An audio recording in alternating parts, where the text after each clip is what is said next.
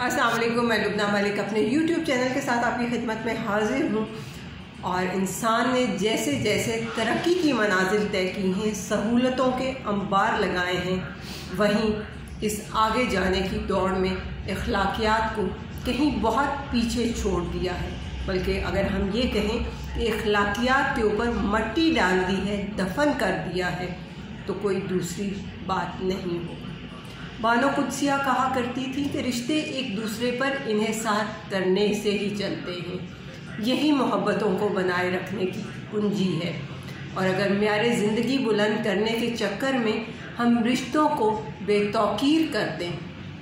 تو کہانی ہی ختم ہو جاتی ہے، اور رشتوں کو بے توقیر ہوتے اور انسانیت کو ریت کی طرح سے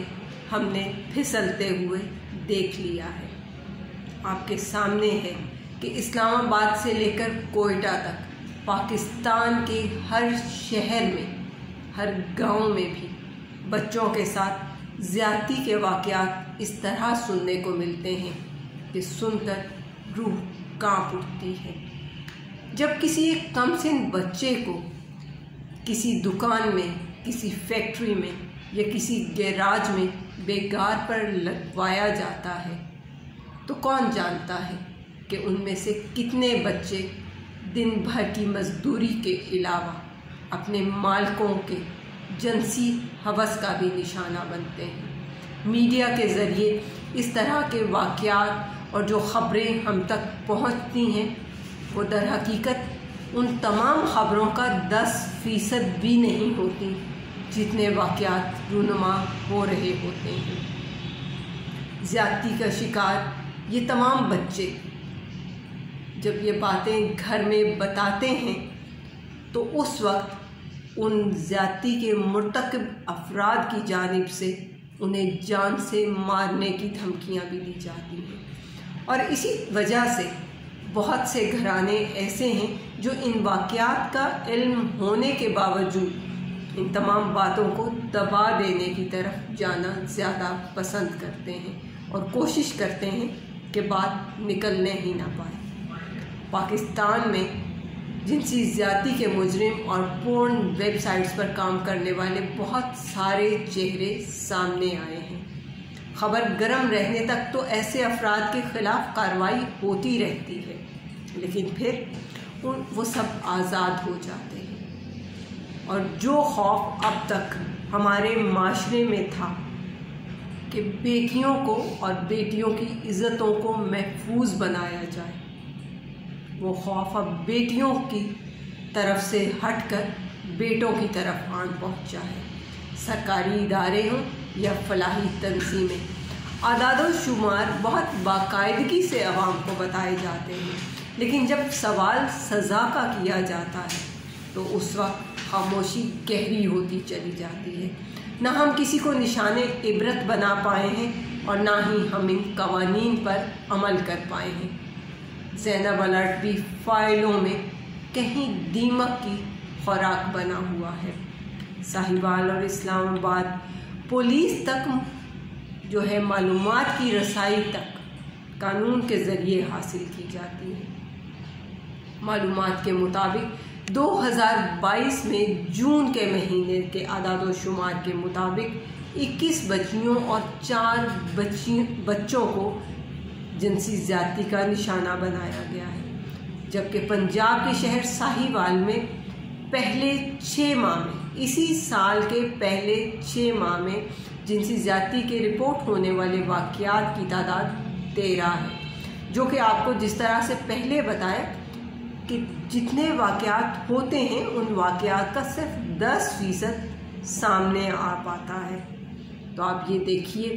کہ یہاں پر کتنے لوگ ہیں جو ان حالات کا شکار ہو رہے ہیں۔ جیسا کہ 13 بچوں کا جو میں ذکر کر رہی ہوں، ان میں بھی 3 بچیاں ہیں اور 10 بچے ہیں۔ یہاں پر یہ بات قابل ذکر ہے کہ پنجاب میں زیادتی کا شکار ہونے والے لوگوں میں بچوں کی تعداد بہت زیادہ بڑھ رہی ہے، اور یہ صرف وہ اعداد و شمار ہیں جو رپورٹ ہوئے ہیں، جو نظر میں آئے ہیں، جو پتہ چلتے ہیں۔ اور پاکستان میں تو حالات ایسے ہیں कि या तो बच्चे खुद नहीं बताते कि हमारे साथ क्या हो गया है और कोई हमारे साथ क्या कर गुज़रा है, और अगर बच्चे बता देते हैं तो वालिदैन उस चीज़ को छुपा लेना और उस बात पे चुप रहना ज़्यादा मुनासिब ख्याल करते हैं। इवन वो पुलिस में रिपोर्ट करना भी अपनी इज़्ज़त उछालने के मुतरादिफ समझते हैं। काबिले गौर बात यह है कि इन बच्चों की ज़हनी और जिस्मानी वापसी कैसे हो सकती है। बदकिस्मती से हम इस वक्त शहर इक़्तिदार में भी ऐसा कोई रिहैबिलिटेशन सेंटर भी नहीं बना सके हैं जहाँ पर ऐसे बच्चों का कोई इलाज किसी बेहतर तरीके से हो सके, क्योंकि ज़्यादती या जिस्मानी इस्तेहसाल एक वाक़या नहीं है, ये इंसान के जहन पर और वजूद पर छोड़ा गया एक ऐसा ज़ख्म है जिसका निशान मिटने में कई नस्लें गुज़र सकती हैं। ये निशान कभी नहीं मिटता, लेकिन अगर कोशिश की जाए तो ये हल्का ज़रूर हो सकता है, ये ज़ख्म मुंदमिल ज़रूर हो सकता है, लेकिन ऐसा करने के लिए भी हमारे माशरे में बहुत कम लोग सामने आते हैं। हम जिन्स परस्ती के ख़िलाफ़ झंडे उठाकर दीन की हिफाजत की बातें करती हुई तंजीमों से एक गुजारिश ये है कि अपनी तवानाइयाँ ज़ख्मों पर मरहम रखने के लिए भी इस्तेमाल करें, ना कि लोगों में करैक्टर सर्टिफिकेट बांटने में, क्योंकि ये इंसानियत की इज्तिमाई ज़िम्मेदारी है। आबादी बढ़ने से रोकना, बच्चों को हर वक्त अपनी हिफाजत के हिसार में रखना और वालिदैन बनने से लेकर किसी भी नाखुशगवार वाक़े से निकलने के लिए काउंसलिंग सेंटर्स तक आना भी एक अहम तरीन चीज़ है, क्योंकि हमें अपने बच्चों को खुद संभालना है, उनकी खुद हिफाजत करना है और बचना है उन तमाम चीज़ों से जिन चीज़ों की